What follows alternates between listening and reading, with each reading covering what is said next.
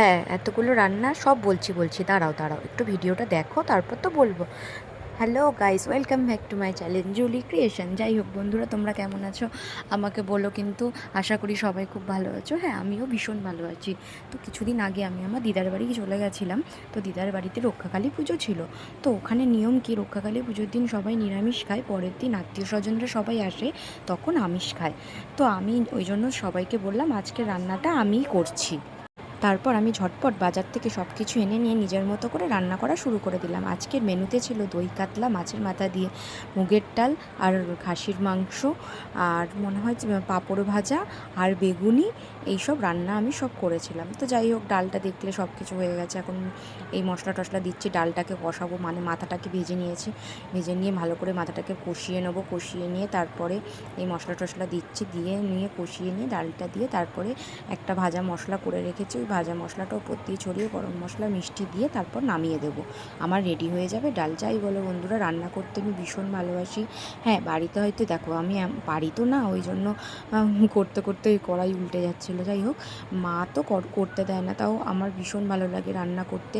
আমি না রান্না করতে খুব ভালোবাসি, তাই আমার দিদার বাড়িতে গেলে দিদা বলে তুই রান্না কর, বলে আমিই রান্না করি। নিজের রান্না নিজেই খেতে ভালোবাসি আমি।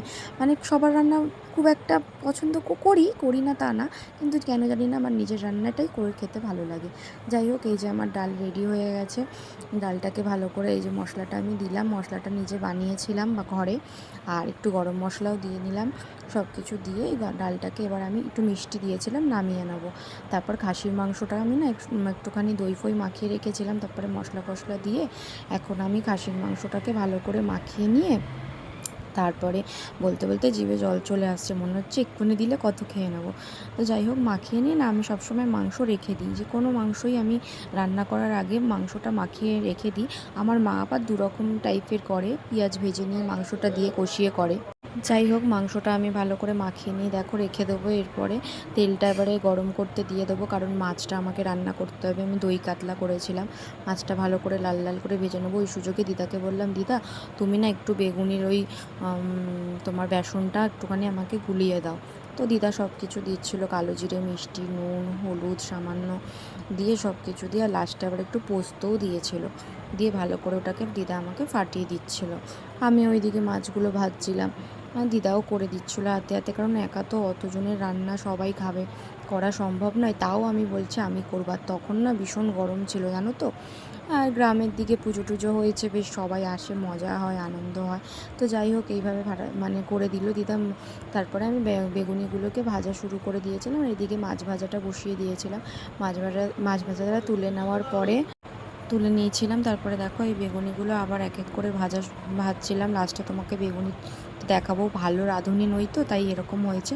বা দিদার যাকে বললাম তুমি ভাতটা করে দাও, উনি করে দিয়েছিল। আর এই যেগুলো দেখলে সেগুলো আমি দই কাতলাটা করার আগে ফোড়ন দিয়েছিলাম। তখন আমি আবার কাঠের চালে ফিরে এলাম, যেহেতু মাংসটা আমি কাঠের চালে করব। গ্যাসে না অত খাসির মাংসটা না করা অনেকটা ছিল, তো করা মানে ভালো লাগে না। আর ওই দিকটা যখন কাঠের ব্যবস্থা রান্না আছে, তাই আমি চলে গেছিলাম ওখানে রান্না করতে। যাই হোক বন্ধুরা, রান্নাগুলো আমার ভীষণ ভালো হয়েছিল। আমি নিজে এত রান্না করেছিলাম, তাই তোমাদের সাথে সব কিছু শেয়ার করলাম। আশা করি ভিডিওটা তোমাদের ভীষণ ভালো লাগবে। তোমরা সবাই আমাকে অনেক এই কদিনে ভালোবাসা দিয়েছো। তোমরা সবাই অবশ্যই আমার ভিডিওটা দেখো, আমার পাশে থেকো, লাইক কমেন্ট শেয়ার করে দিও। এইভাবে নতুন নতুন আরও অনেক রকম ভিডিও আমি তোমাদেরকে গিফট করব বা দেখাবো।